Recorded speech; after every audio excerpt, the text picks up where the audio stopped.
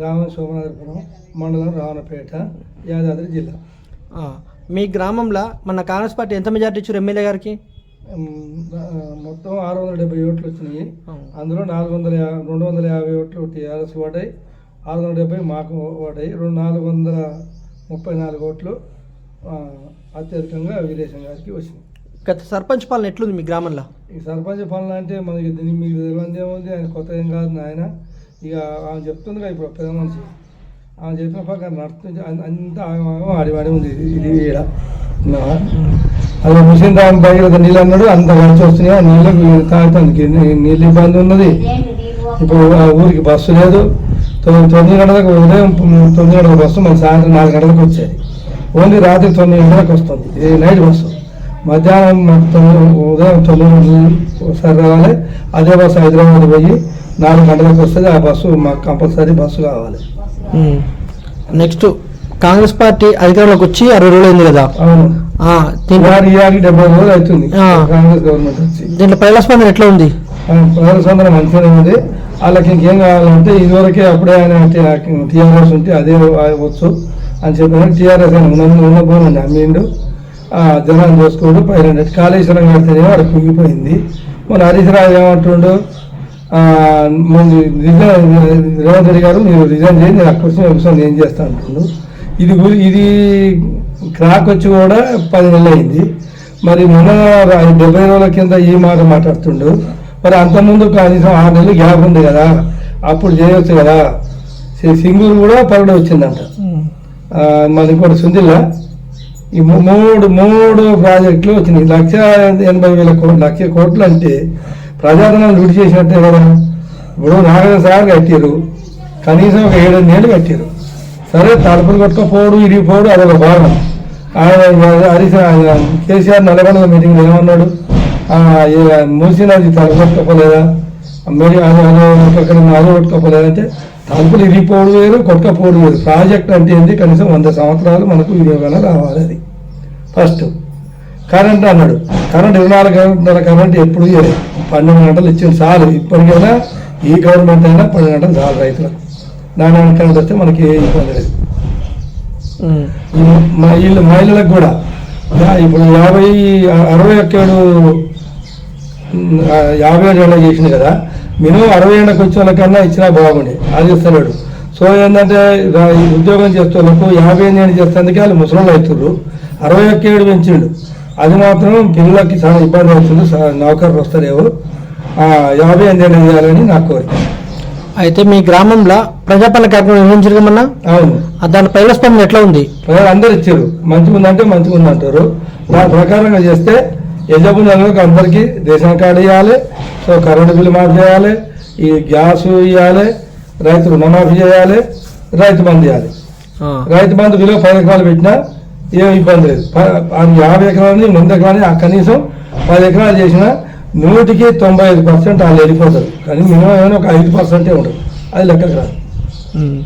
మీ గ్రామంలో గత సర్పంచ్ హైదరాబాద్ ఉంటాడు, ఇక్కడ ఉండడు, పైకి అందుబాటులో ఉంది. అది ఏమైనా కరెక్ట్? అది కరెక్టే. ఆయన వస్తాడు, పోతాడు అంతే.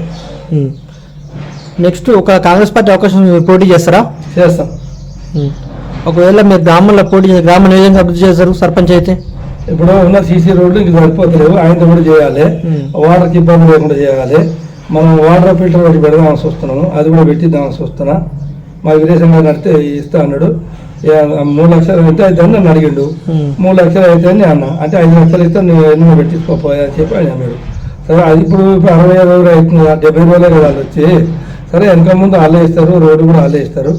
నేను గతంలో మనకు టీఆర్ఎస్ ఎమ్మెల్యే ఉన్నా కూడా ఇగో మా ఇంటి ముంగల రోడ్డు ఎమ్మెల్సీ గారు కృష్ణారెడ్డి గారు ఉండగా ఆయన ద్వారా 5 లక్షల రూపాయలు సీసీ రోడ్ వేసి నా ఒక్క ఇల్లు కాకుండా ఈ కనీసం 20 ఇళ్ళకు దాన్ని నేను మేలు చేసిన. కాంగ్రెస్ ప్రభుత్వానికి బీఆర్ఎస్ ప్రభుత్వానికి తేడా అయిందండి. కాంగ్రెస్ ప్రభుత్వం బీఆర్ఎస్ ప్రభుత్వం ఏమైనా దోసుకున్నాడే. ఇప్పుడు ఆయన శివబాలకృష్ణ ఉండు కదా, 214 ఎకరాలు దోసుకుండే. అది ఇలా 1300 కోట్ల ఎలువాట. మరి యోజనకు వచ్చి ప్లాట్లని బుక్ చేసుకుంటే పోతే ఇలా సోయలేదా? ఇప్పుడు ఎంతమంది కొట్టుకుంటుంది ఇది? ఇప్పుడు మాటకు హరీష్ రావు ఏమంటాడు, 7 సంచి 12 ఏళ్ళ దాకా మీ కాంగ్రెస్ గవర్నమెంట్ ఉందంటే మొత్తం ఉమ్మడి రాష్ట్రం ఉంది కాబట్టి ఆంధ్రలో వద్దనుకోండి, మనం తెలంగాణ కావాలని తెచ్చుకున్నాం. ఆ గత ముచ్చడు మనకు అవసరం లేదు ముచ్చడు ఊరికి అసెంబ్లీలో పదే చెప్తుండు. ఇప్పుడున్న ఎట్లా చేయాలి ఏం చేయాలని చెప్పి ఉన్నది రేవంత్ రెడ్డి ముఖ్యమంత్రి గారు కానీ మంత్రులు కానీ సజెషన్ ఇస్తే వాళ్ళు కూడా చేయనప్పుడు మనం దాన్ని రియాక్ట్ కావాలి. ఇప్పుడు రేపు కాకముందుకే నువ్వు ఇది ఇస్తలేవు అది ఇస్తలేవు రుణమాఫీ ఇస్తలేవు రైతు బంధు ఇస్తలేవు అది ఇస్తలేవు అంటే ఎడదెచ్చిస్తాడు ఉన్నదంతా అమ్ముకొని తీసుకొని జైలు పెట్టుకున్నాక ఈ గవర్నమెంట్ ఎడదెచ్చిస్తుంది. ఇప్పుడు ఇంకా రైతు బంధు కూడా ఏదైనా అవసరం లేదు.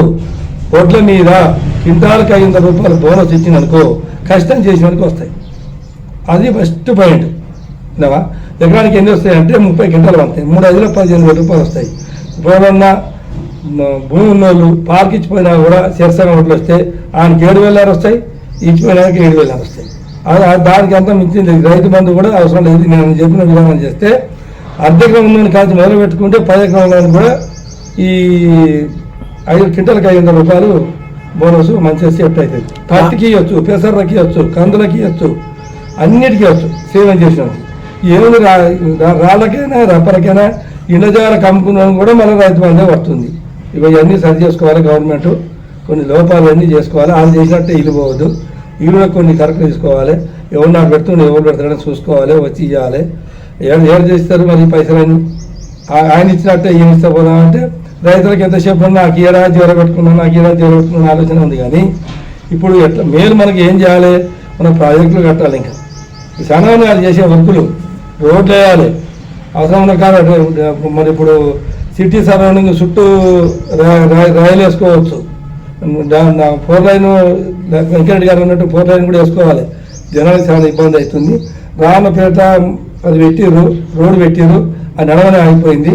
దాన్ని కూడా త్వరగా పూర్తి చేయాలి. సీసీ రోడ్ అది డాంబర్ రోడ్డు పొత్తులు వేస్తే మొత్తం దుమ్ము వస్తుంది. అది అవన్నీ చేయాలి. అయితే రానున్న పార్లమెంట్ సర్పంచ్ ఎలక్షన్లో మీ గ్రామ ప్రజలకు మీరు ఏం చెప్తారు సార్? వాళ్ళకి వచ్చే పార్లమెంట్ సభ్యునికి పార్లమెంట్ సభ్యుల ప్రజలకు మొత్తం మీద మాత్రం మన దగ్గర చాలా పెండింగ్ల కేసులు ఆ పెండింగ్ల పనులన్నీ పూర్తి చేస్తే మళ్ళీ మీకు పార్లమెంటుకు మొత్తం ఏకగ్రీవంగా స్వరాపరిచి కాంగ్రెస్కి వేపిస్తామని మన తిరుమతి లింగ ఓడిపోయిన కారణం ఏంది మీ దగ్గర? అంత మీరు గెలిపించారు లింగాను. నేను మొదటి సంది కూడా టీఆర్ఎస్ మరి నన్ను తీసుకుపోయింది వీరేశం ఫస్ట్. ఆయనను తీసి పక్కన పెట్టారు. ఇన్ఛార్జ్ కూడా ఉండకుండా చేసిండు. సో ఏంటంటే 330 కోట్లు 330 కోట్ల రూపాయలతోటి 12 మందిని కొన్నాడు ఆయన. 12 మంది అట్నే ఉంటే సరే మంచిగా ఉన్నా చెడ్డ ఉన్నా కొనుక్కొని అనవసరంగా బ్యాక్ చేసాడు. ఈ వీరేశం గారు ఏం చేసినట్టే కరోనా పీరియడ్లో అది ఇంటింటి తిరిగి మందులు పంపిండు కరోనా వచ్చిన వాళ్ళకు.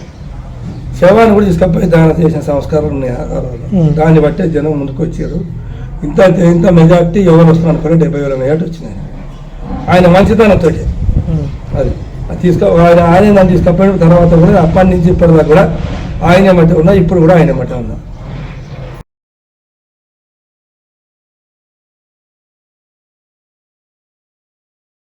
అని చెప్పి ప్రజల్లోకి మేము వెళ్ళి ఈరోజు మంచి మేరతో గెలిచి ఈరోజు కూడా ఆ 2 గ్యారంటీ పథకాలు మహాలక్ష్మి పథకం